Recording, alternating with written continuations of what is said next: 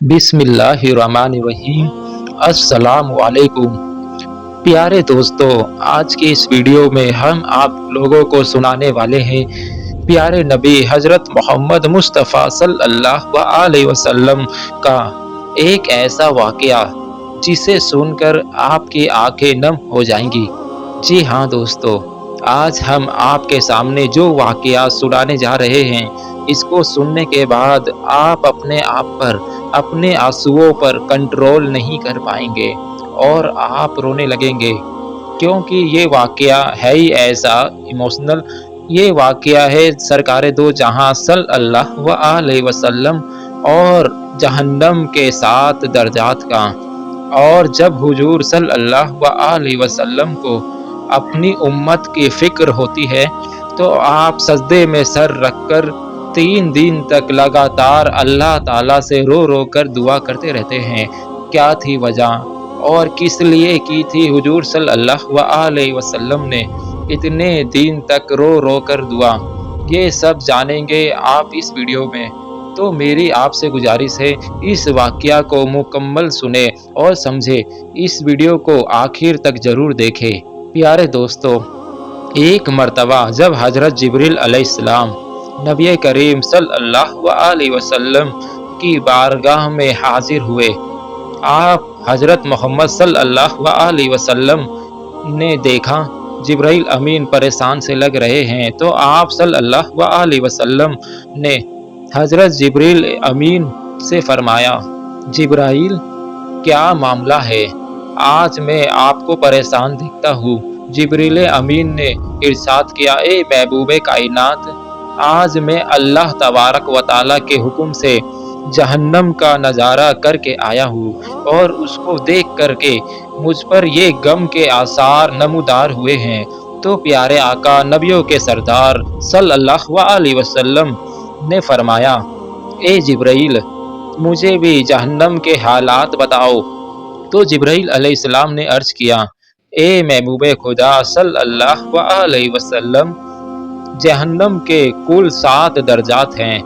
इनमें से सबसे नीचे वाला दर्जा जो है, अल्लाह तबारक व तआला ने उसमें मुनाफिकों को रखेगा। छठे दर्जे में अल्लाह तबारक व तआला मुशरिक लोगों को डालेगा।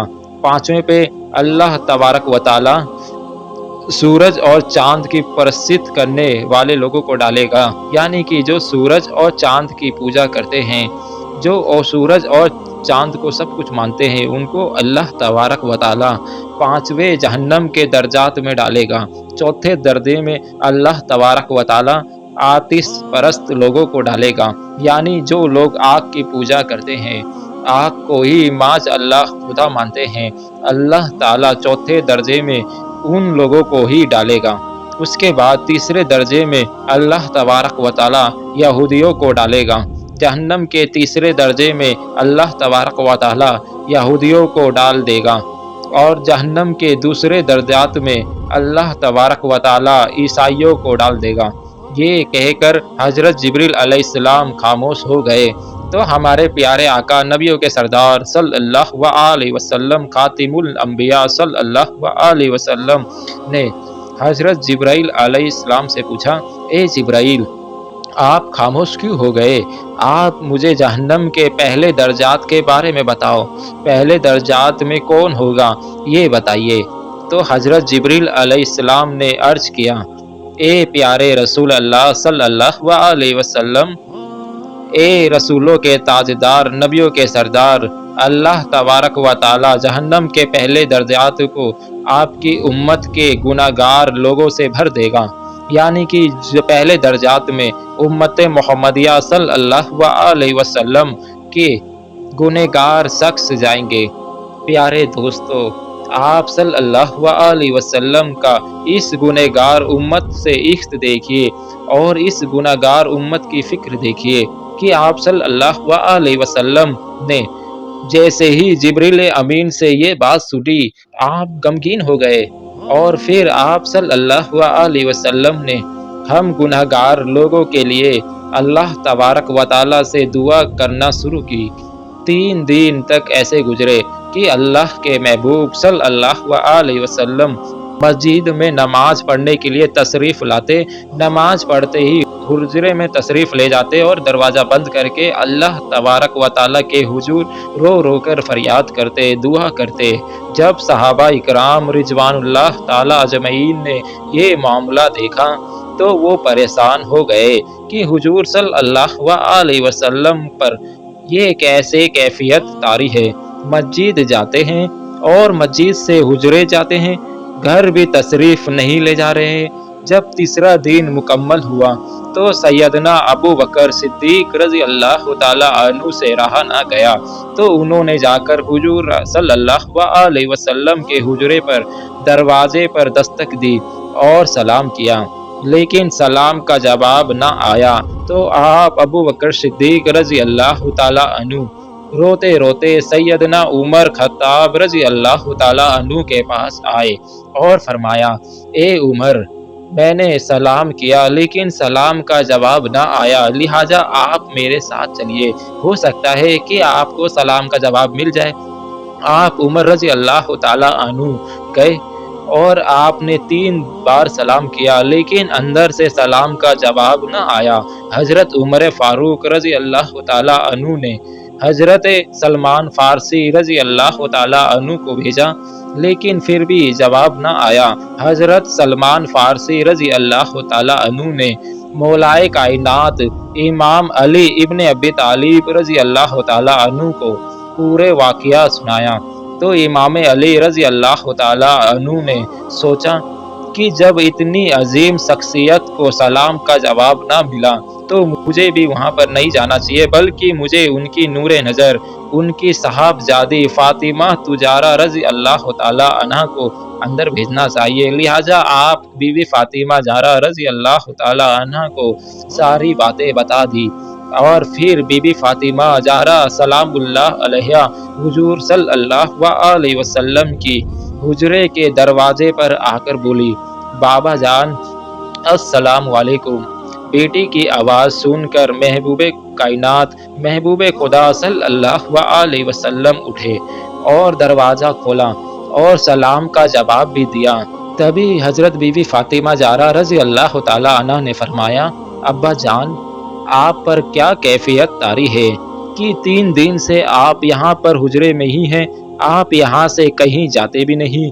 तो प्यारे आका हज़रत मोहम्मद मुस्तफ़ा सल्लल्लाहु अलैहि वसल्लम ने फरमाया, ए मेरी बेटी फ़ातिमा, जिब्रील ने मुझे बताया है मेरी उम्मत भी जहन्नम में जाएगी।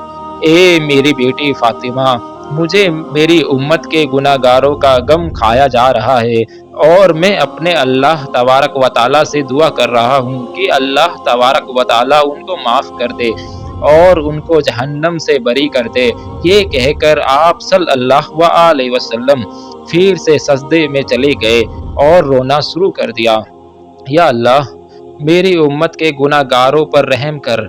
या अल्लाह, मेरी उम्मत के गुनाहगारों पर रहम कर।